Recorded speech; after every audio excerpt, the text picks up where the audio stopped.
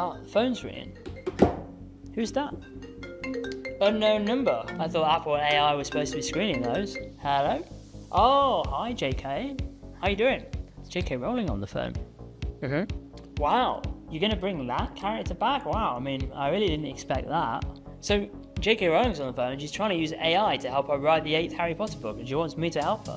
Okay, yeah, I don't think it'll be that difficult. Yeah, give me a try. So, I have the ebook version in front of me. I think all we just need to do is add all 7 books into the model, give it the project knowledge, and then you can bounce your ideas off it, and yeah, let me try that now.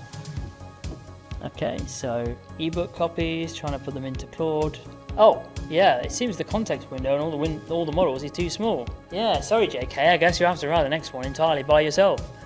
Yes! In this week's AI News video, we'll be talking all about context windows. They keep getting bigger and bigger and bigger, and this week is no exception with the Qwen 3 Max, but they still can't ingest all the Harry Potter books at once. So we're going to be exploring why. We'll also be talking about Notion's new AI features, new music AI features from Suno, and we're going to be posing the question, is compute all we need? Gcore AI News. Harry V's got all the clues. It's the Gcore AI News Show.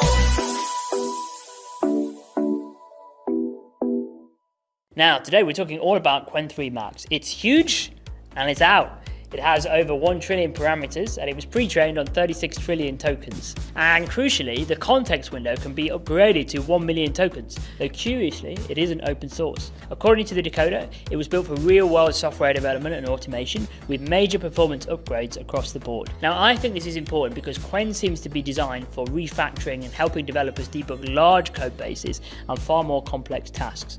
On SWE Bench Verified, that's a benchmark for fixing real-world software bugs, Qwen 3 Max Instruct scored 69.6, that's just shy of Claude 4 Opus, non-thinking model. Now, let's go back to talking about context windows for a minute. Gemini has previously reached that pinnacle of a 1 million token context window, but the other big players, that's Claude and Anthropic, max out at around 200k. GPT-5 on the API maxes out about 400k, but that's split across input and output tokens. Now, by the way, I like to measure the context windows in terms of Harry Potter books.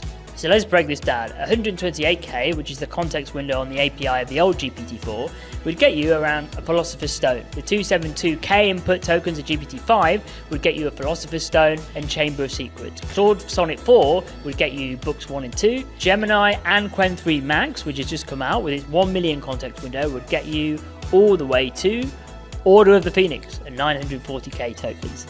But of course, we're still missing Half-Blood Prince and Deathly Hallows. But so far, none of the big players have achieved that all-important milestone, being able to fit all 7 Harry Potter books into the context window. So we might pose the question, why not? Well, of course it's a technical question. The more input tokens, the more relationships need to be mapped out to feed the attention mechanism. And we get to a point where things just get exponentially too big.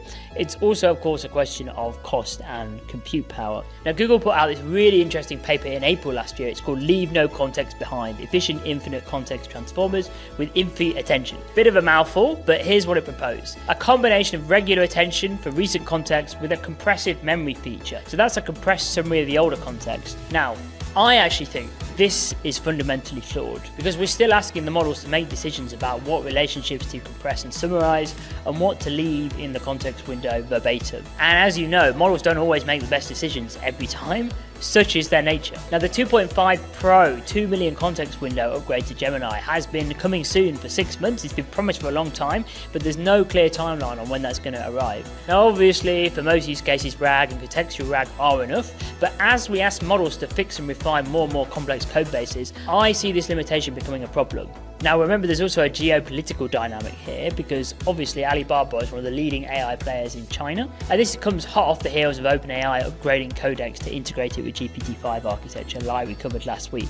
Now, a time for a little bit of reflection here, which is, I think, is always amazing that we take the mixture of experts architecture which Qwen 3 Max has in abundance, and this was believed to be so revolutionary to GPT-4, but it's now pretty much accepted as standard across all the models. Of course, we don't know for sure what was in GPT-4's architecture because it is closed source, but rampant speculation was that it did have a mixture of experts architecture to it. So in short, yes, sorry JK, if you're watching, you've got a while yet before you can feed all your books at once natively to the model and just ask it to help you write the next chapter. Though of course you could just put it in a RAG database. Now, anyone who knows me knows I'm a massive Notion fanboy. It is the ultimate productivity tool. I first picked up on how powerful it was from YouTubers like Ali Abdaal, Better Create, and my friend Chris Brunt, who is a full-time Notion consultant. Is he and are they all about to be replaced? Well, I think not just yet. In recent months, you may have spotted that Notion have gone all in on AI. First, they put out an AI notes taker, which saves your notes directly to a Notion database of your choice. Super handy, no need to mess around anymore with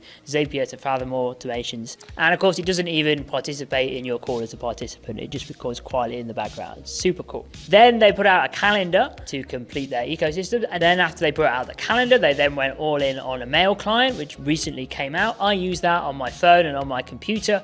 And what's cool is this has some AI features in, a bit like Superhuman, that lets you auto-categorize emails into different email inboxes and nicely auto-organizes your inbox for you, but it has Notion's beautiful UI. So I love using that, and of course free, but if you want unlimited access to the AI features, you do have to pay a small subscription, but I think it's a much better tool than Superhuman. And now they have brought out that so overused word of 2025, an AI agent.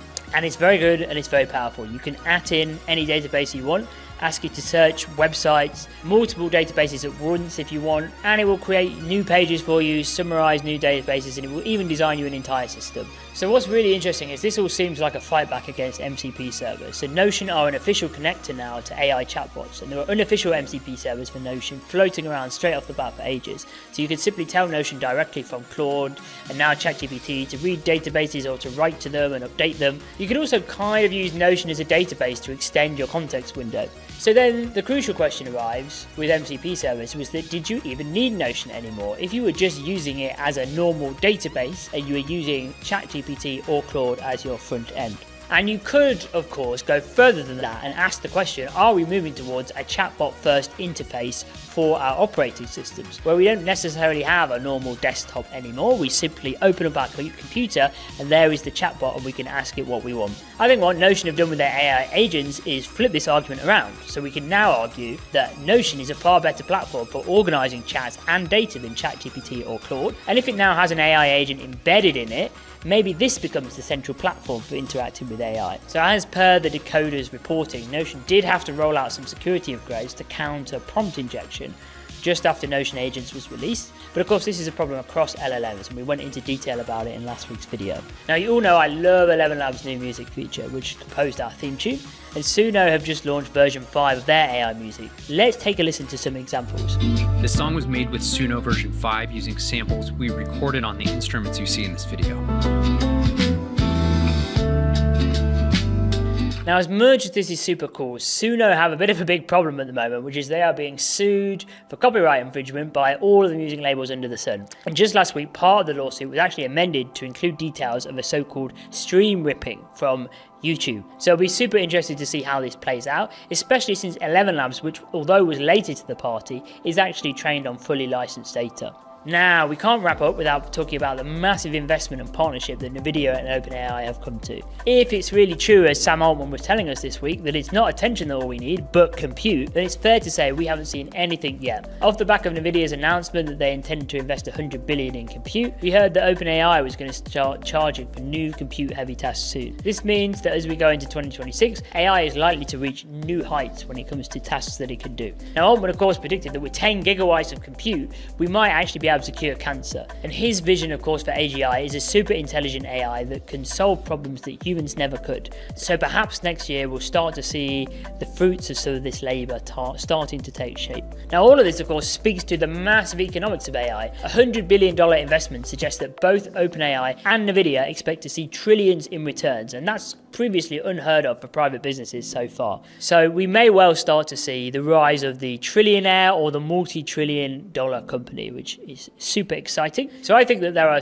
exciting times ahead for sure with AI. Now, this week, I'm super interested to hear about your thoughts on what OpenAI are projected to do with their new compute-heavy applications that they're supposed to be rolling out and charging extra for. What do you think they might be? And do you think 2026 really is the year where the so-called AGI is around the corner? Have you been using Notion AI as well? Let me know in the comments. And remember, a like and a subscribe to the page really helps us grow the channel and helps us put out even more interesting and exciting content. All right, well, thank you so much for watching this week, and I will see you in the next one. So just as we were about to go live and publish this video, came two brand new announcements from Anthropic. They announced Claude 4.5 Sonnet, which is an upgrade to Sonnet from their 4 model. And remember, they'd previously upgraded Opus to 4.1 when ChatGPT 5 was released. And they've also upgraded Claude Code as well. Some people are calling this upgrade to Claude Code 2. I think what is super interesting about these announcements is that the 4.5 rather than 4.2 suggests that this is a big upgrade and that there are some upgrades to code in it. And interestingly, if you look at the models side by side, it's difficult now to differentiate between Claude Opus 4.1 and Claude Sonnet 4.5. Now obviously, since this has just come out, we haven't had a chance to test it and to put it through its paces, but Anthropic is saying this is their best coding model yet, and they're putting a lot of emphasis on its ability to code. So this might be a response to Codex. Now we'll talk about this in a lot more detail next week, of course, but we did just want to give this an honorable mention at the end from my AI avatar as we end this video.